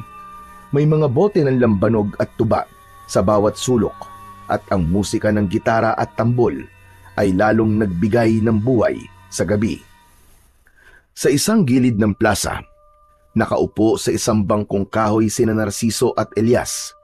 Sa lamesa nila, may mga pagkain at bote ng alak. Pinapanood nila ang mga taong nagkakasiyahan at nagsasayawan. Narciso, maraming salamat sa iyo ah. Kundi dahil sa iyo, hindi namin alam kung kailan pa kami maglalakas loob na lumaban. Malaki ang nagawa mo para magtagumpay tayo. Hindi ko naman mag-isang nilabanan ng mga aswang, Elias eh. Lahat tayo ay nagtulong-tulong. Kung may dapat pasalamatan, tayong lahat yon. Pero ikaw ang nagsimula. Ikaw ang unang lumaban. At dahil doon, nakita naming lahat na kaya rin pala naming lumaban. Kaya nagpapasalamat talaga ako sa pagdating mo sa baryo namin. Akalain mo, sino mag-aakala na isang dating palaboy pala ang magtuturo sa aming lahat para maging matapang? Sana nagawa ko rin sa baryo ko ang nagawa ko rito. May pagtatakang napatingin si Elias kay Narciso. Sandali itong natigilan na para bang may nais itong sabihin sa kanya, pero tila nagkaroon ito ng pag-aalangan. Alam mo, Narciso, matagal na ako nahihiwagaan sa iyo eh. Baka naman ngayong tapos na ang gulo dito, ay pwede mo nang ikwento sa akin kung sino kan talaga. Hindi kasi ako naniniwala na isang palaboy ka lang eh. Napatingin si Narciso sa basong hawak niya na may lamang alak. Tinungga muna niya yon bago siya nagsalita. Tama ka. Hindi talaga ako palaboy noon. Sa baryong pinanggalingan ko, kilala ang pamilya namin sa paggamit ng mga agimat at anting-anting. Antingero ang ama ko at ang mga ninuno ko. Hanggang sa pinagkatiwalaan ako ng matandang babaylan sa amin ng isang ritual na taon-taong ginagawa sa lugar namin para sa masaganang ani. Napayuko si Narciso at bahagyang nanginig ang kamay niya. Ipinagpatuloy niya ang pagkikwento kahit na mahirap para sa kanya. Sinabi niya kay Elias ang tila pagkakamaling nagawa niya sa ritual na nagresulta para mabuhay ang isang matagal ng patay na gabunan. At simula noon, nagkaroon na ng patayan sa kanilang baryo. Sinisi ako ng mga tao at sinisi ko rin ang sarili ko. Kaya't imbis na harapin ko ang mga tao na galit sa akin, ay mas pinili ko na lang na umalis. Naglakbay ako ng walang direksyon. Hanggang sa may dalawang lalaki ang pinagnakawan ako at binugbog. Nagpatuloy pa rin ako sa paglalakbay hanggang sa makarating ako rito sa baryo nyo. Dito ako naging isang palaboy. Hindi pala biro ang pinagdaanan mo, Narciso. Napakahirap na mga nangyari sa'yo. Pero, pwede ko bang malaman ang tungkol sa suot mong kwintas? Bakit kinakausap mo yan bago ka sumabak sa laban sa mga aswang? Elias, ang kwintas na ito ay tinatawag na kaliskis ng sinaunang ibon. Mahiwaga at makapangyarihan ang bagay na ito. Isang mutya. Galing ito sa tatay ko, na pinamana naman ng tatay niya, na galing pa sa aming mga ninuno. Ginagamit niya ito noon tuwing may laban siya sa mga aswang. Pinapalakas siya nito at ginagabayan sa kanyang pakikipaglaban. Para pala siyang mutya o gimat. Kaya pala ang galing mo makipaglaban sa mga aswang dahil dyan. Parang gano'n na nga. Ipinagkatiwala niya ito sa akin nung huling kaarawan ko. Hindi niya sinabi kung para saan ko ba ito gagamitin. Pero alam ko na umaasa siya na balang araw, magagamit ko rin ito sa pakikipaglaban sa kasamaan. Nakakalungkot lang na hindi niya nasaksihan kung paano ko hinarap ang mga aswang dito sa baryo niyo. Tumahimik si Elias, napatitig ito sa kawalan na para bang nag-iisip ito ng malalim. Maya-maya pa ay nakangiti itong tumingin kay Narciso. Gusto mo bang makita ng tatay mo kung paano ka lumaban? Malabo na siguro mangyari yon, Elias. Wala naman ang tatay ko dito sa baryo niyo eh. At mukhang tapos na rin ang gulo dito. At sa tingin ko, ay wala nang aswang na babalik pa rito. Hindi yan ang ibig kong sabihin, Narciso. Hindi ba may gabunan na umaatake sa baryo nyo? Hindi ba't yun ang sinasabi mong dahilan kung bakit ka umalis doon? Bakit hindi tayo pumunta ron? Hanapin natin yung gabunan. Kapag ginawa mo yun, ay paniguradong makikita ng tatay mo kung paano kang lumalaban. Napabuntong hininga si Narciso habang bakas ang pag-aalangan sa kanyang mga mata. Hindi, ayoko nang bumalik doon. Galit ang mga tao sa akin sa baryo namin, Elias. Para sa kanila, ako ang dahilan kung bakit may mga namatay doon. Hindi ko alam kung may mukha pa ako maihaharap sa kanila matapos ang mga nangyari. Narciso, siguro oras na para bumalik ka sa baryo nyo. Kung may pagkakamali ka mang nagawa noon, baka ito na ang tamang panahon para itama yun. Hindi agad nakasagot si Narciso. Nakatitig lang siya sa basong hawak niya. Alam mo, Narciso, lahat naman tayo nagkakamali. Walang perpekto. Tao lang tayo. Pero ang kagandahan sa pagkakamali ay dito tayo natututo ng mga bagay na dapat nating matutunan at pwede mo pa itong itama. Kapag pinili mong harapin ang pagkakamali mo, ay doon mo makikita kung gaano ka kalakas. Parang may mabigat na bagay na bumagsak sa dibdib ni Narciso sa sinabing yun ni Elias. Hindi siya makatingin kay Elias ng diretso at nanatili siyang walang imik habang pinag-iisipan kung dapat ba siyang bumalik sa baryo nila dahil malamang hanggang sa panahon na yon ay nabubuhay pa rin ang mga tao sa takot dahil sa gabunan. Sa mga sumunod na araw ay naging madalas ang pananahimik ni Narciso. Paulit-ulit niyang iniisip ang sinabi sa kanya ni Elias na baka panahon na para harapin niya ang kanyang nakaraan at itama ang kanyang nagawang pagkakamali. Ngunit sa bawat pag-iisip niya ay bumabalik din ang takot at hiya niya. Ngunit isang gabi, sa gitna ng malalim na pagtulog, ay napanaginipan niya ang kanyang ama na nakaluhod sa lupa. Duguan ito at hirap sa paghinga habang inaatake ng isang nilalang na may mahahabang kuko at pulang mga mata. Sa panaginip ni Narciso ay humihingi ito ng tulong sa kanya habang nakatingin sa kanya. Nang magising si Narciso sa masamang panaginip na yon, ay dun niya napagtanto na kailangan na talaga niyang bumalik sa baryo nila. Kaya kinabukasan, sinabi niya kay Elias ang kanyang desisyon. Walang pag-aalinlangan na sinabi naman ni Elias na sasama ito sa kanya dahil nais din itong tulungan si Narciso gaya ng pagtulong na ginawa niya sa baryo ng mga ito. At makalipas lamang ang isang araw, ay nagsimula na silang maglakbay pabalik sa baryo ni Narciso upang tuluyan niya ng harapin ang gabunan at ang multo ng kanyang nakaraan. Umaga nang narating ni Narciso at Elias ang baryo ni Narciso. Napansin ni Narciso ang katahimikan ng paligid na hindi normal para sa kanya. May ilang tao silang nadaanan na nakakita sa kanila at kapansin-pansin ang matatalim na tingin ng ilan kay Narciso. Mukhang hindi ka na nga welcome dito ah. Ang sama ng tingin nila sa atin eh. Sabi ko naman sa iyo, Elias eh. Pero wag na lang natin silang pansinin. Malapit naman na tayo sa bahay namin. Patuloy lang sila sa paglalakad hanggang sa marating na nila ang bahay ni Narciso. Bahagyang naluwa si Narciso nang muli niyang nasilayan ang bahay kung saan siya lumaki at nagkaroon ng napakaraming masasayang alaala. Nakabukas ang pinto, kaya dire-diretso silang pumasok. Napahinto si Narciso nang makita niya ang tatay niya na nakaupo sa mahabang upuan habang mag-isang ginagamot ang mga sugat nito na halatang galing sa pakikipaglaban sa aswang. Napatingin din si Emilio kay Narciso na namuo ang luha sa gilid ng mga mata. Mabilis na tumayo si Emilio at niyakap siya nito ng napakaigpit.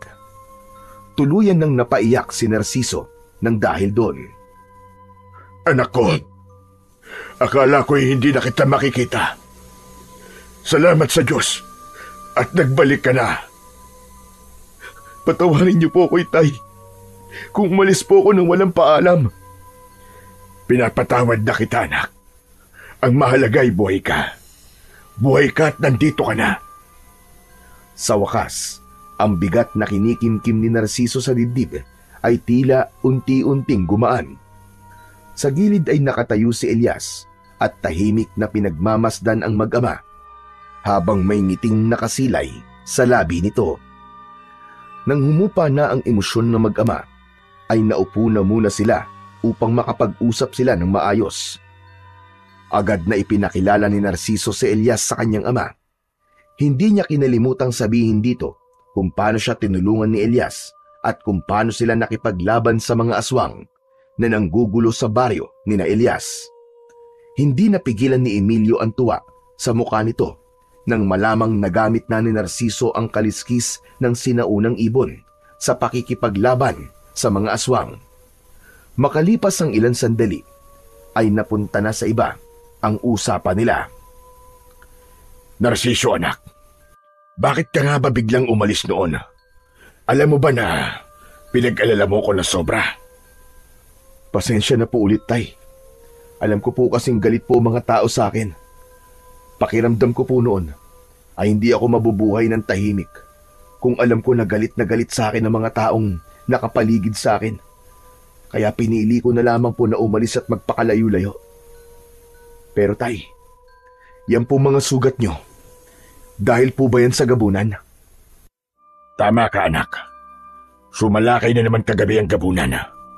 Halos iilan na lang ang nakikipaglaban ngayon dito sa baryo natin. Karamihan ay takot ng harapin ang gabunan. Pero Narciso, gusto kong malaman mo na wala kang kasalanan sa muling pagbangon ng kaluluwa ni Magat sa libingan niya. Hindi ikaw ang dahilan ng pagkabuhay ng gabunan na yon. Ano po? Kung ganun, ang ibig niyo po bang sabihin wala akong nagawang pagkakamali sa ritual? Mali ang buong ritual, Narciso. Lahat ng ginawa mo ay taliwas sa dapat na gawin tuwing nagkakaroon ng ritual sa masaganang ani. Lahat tayo ay walang nakakaalam sa totoong ritual dahil mag-isang ginagawa yon ni Apo Ignacio taon-taon. Ang totoo ay nilinlang tayong lahat ni Apo Ignacio. Ipinagawa niya sa iyo ang ritual na yon hindi para sa masaganang ani, kundi para buhayin si Magat. Ikaw ang ginamit niyang kasangkapan. Ikaw ang hinayaan niyang gumawa ng ritual na yon para ikaw ang sisihin ng mga tao.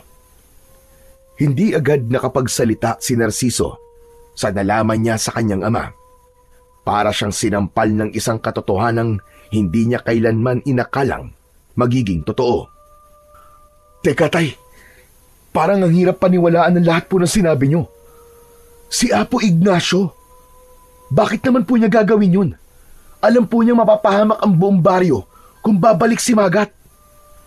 Tama ka, anak. Mahirap talagang paniwalaan nung una. Kasi inakala natin na mabuting tao si Apo Ignacio. Tayo ngang lahat, naniniwala na kakampi natin siya. Pinagkatiwalaan natin siya ng buong buo. Pero paano niyo po nalaman ang lahat ng ito, Tay? Nakita ko si Apo Ignacio na naging gabunan. Habang mag-isa ko nagroronda, kinumpronta ko siya at doon na niya inamin ang lahat. Akala niya ay mapapatay niya ako, kaya siguro sinabi niya na sa akin na totoo. Pero nakaligtas ako sa kanya ng gabing yon. Ano po? Isang gabunan po si Apo Ignacio? Kay Apo Ignacio sumapi ang kaluluwa ni Magat. Sa umaga, tao siyang kagaya natin. Pero sa gabi, ay nagiging gabunan na siya. At sa tingin ko, ginagawa niya yun para mas maging makapangyarihan siya at humaba pa ang buhay niya. Ilang segundong hindi nakapagsalita si Narciso. Pilit na prinoseso ng utak niya ang lahat ng kanyang mga nalaman. Hindi niya inasahan na ganun na pala karami ang nangyari sa baryo nila simula nang mawala siya. Nasaan na po ngayon si Apo Ignacio, Tay? Alam ba ng mga tao ang totoo na siya ang dahilan kung bakit bumalik si Magat? Alam na ng karamihan, anak. Pero nagtatago na siya ngayon sa gubat.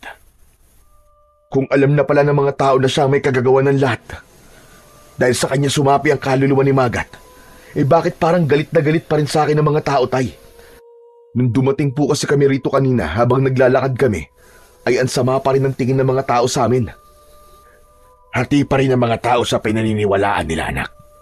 May mga naniniwala pa rin nakakampi si Apo Ignacio.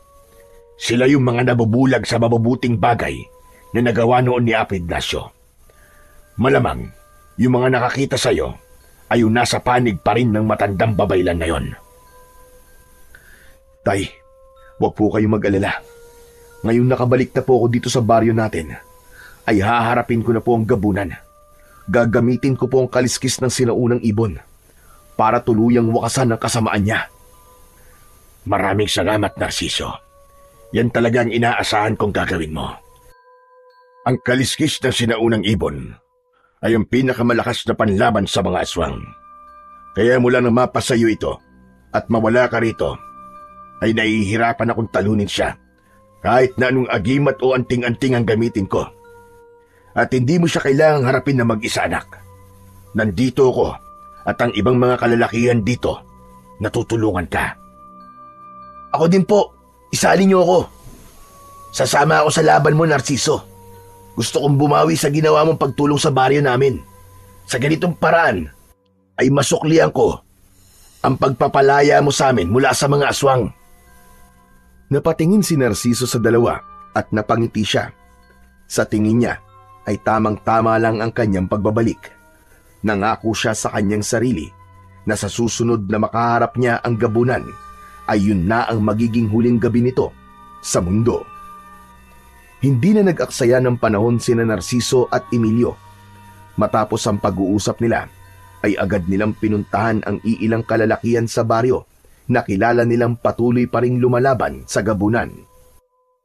Pinangunahan ni Emilio ang pagpapaliwanag sa kanilang plano, habang si Narciso ay tahimik na pinakikinggan ang sinasabi ng kanyang ama. Ang naging plano nila ay hanapin at harapin si Apo Ignacio sa gubat. Maliwanag pa lang ay nagtungo na ang grupo sa gubat upang hanapin ang matandang babaylan. Lahat sila ay armado ng itak, habang ang ilan ay may dalang lampara upang sakaling abutin sila ng dilim, ay makikita pa rin nila ang kanilang dinaraanan. Sumapit na ang gabi, pero hindi pa rin nila nakikita si Apo Ignacio. Tahimik ang paligid at wala pa rin silang makitang senyales ng matandang babaylan, ngunit matyaga pa rin silang nagpatuloy sa paghahanap.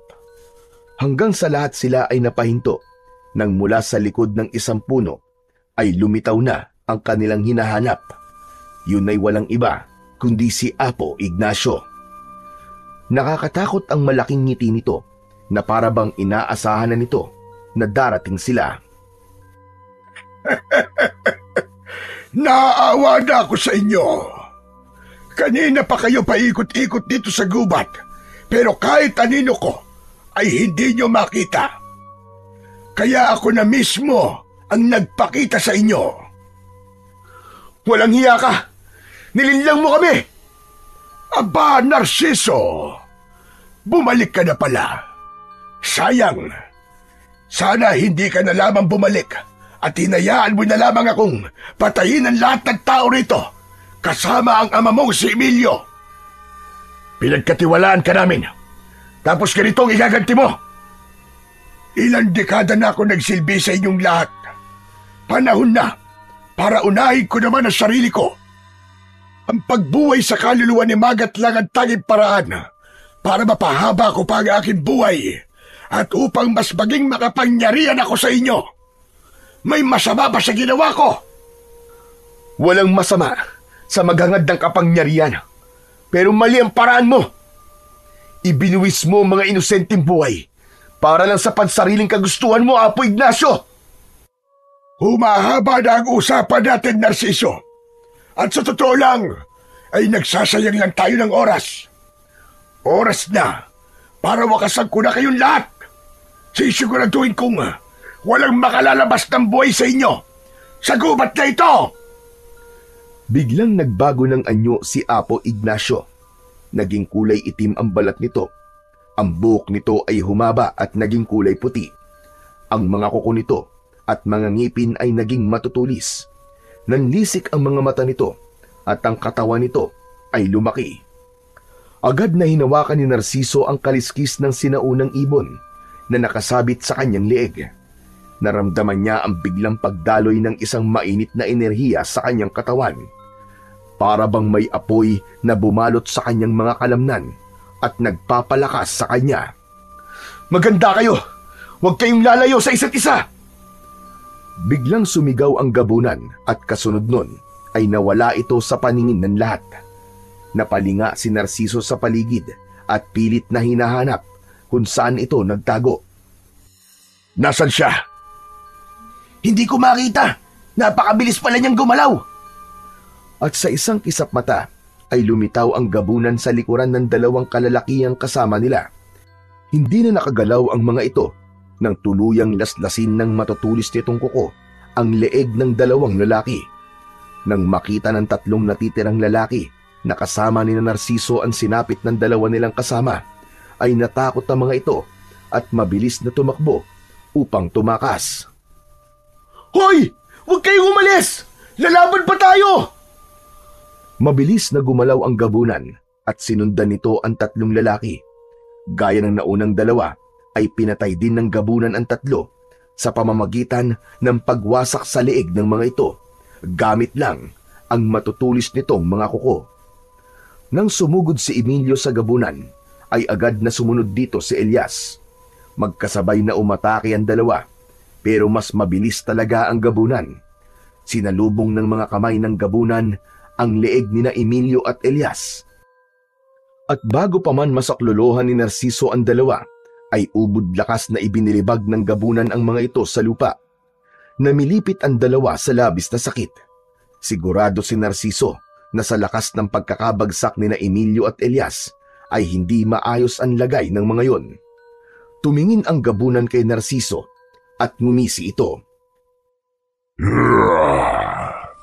Ganitong lakas ang sinasabi ko sa inyo, Narciso. Kung hindi ako magkakaroon nito, ay patuloy lang akong naging babaylan sa baryo. Hayop ka! Masyado ka ng maraming pinatay, Apo Ignacio! Ngayon, ako naman ang harapin mo! Biglang sumugod ang gabunan kay Narciso. Sumalpok ang malaki nitong katawan sa kanya at tumilapon siya. Gumulong siya sa lupa, pero agad din siyang tumayo at matalim na tinignan ang gabunan. Sa pagkakataon na yon, ay si Narciso naman ang umatake. Tatagain niya sana ito, pero nahawakan nito ang braso niya at mariin siya nitong kinagat doon. Napasigaw si Narciso sa labis na sakit, pero agad niyang sinipa ng malakas ang tuhod ng gabunan, kaya bahagya itong napaluhod. Nang mabitiwan siya nito, ay tinaga niya ito sa balikat ng ubod ng lakas. Itinulak siya ng gabunan at umatras ito habang dumudugo ang sugat nito sa balikat. Muling sumugod si Narciso at sinalubong siya uli ng gabunan. Nagawa nitong hawakan ang magkabilaan niyang balikat. Binuhat siya nito at itinapon sa isang malaking puno. Tumama ang likod ni Narciso sa puno at nang bumagsak siya sa lupa, ay sumuka siya ng dugo. Naglakad ang gabunan palapit kay Narciso. Walang kamalay-malay na tahimik na gumagapang si Elias palapit. Walang laban ang kaliskis na sinaunang ibon mo sa akin. Tignan mo ang sarili mo, Narciso. Isa kang malaking kahihiyan sa inyong pamilya. Akmang lalaslasin na sana ng gabunan ang leeg ni Narciso nang biglang isinaksak ni Elias sa likod ng tuhod ng gabunan ang hawak nitong itak. Napasigaw ang gabunan at napaluhod ito sa lupa. Tapusin mo na siya, Narciso!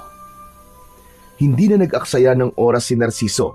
Tumayo siya sa harap ng nakaluhod na gabunan. Isang malakas na sigaw ang pinakawalan niya at sa kanya itinarak ang itak sa noo ng gabunan. Napanganga ang gabunan na para bang hindi ito makapaniwala sa bilis ng pangyayari. Nang hugutin ni Narciso ang itak sa noo ng gabunan, ay bumulwak mula doon ang masagana nitong dugo.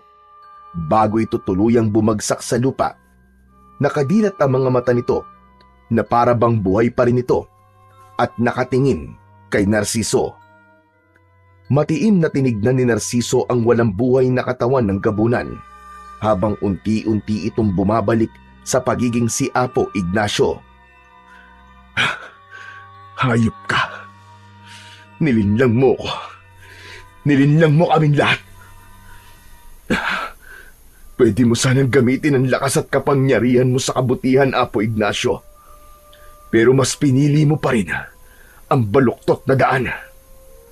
Nakapanghihinayang ka. Matapos yun, ay tinulungan na siya na makatayo ni Emilio at Elias.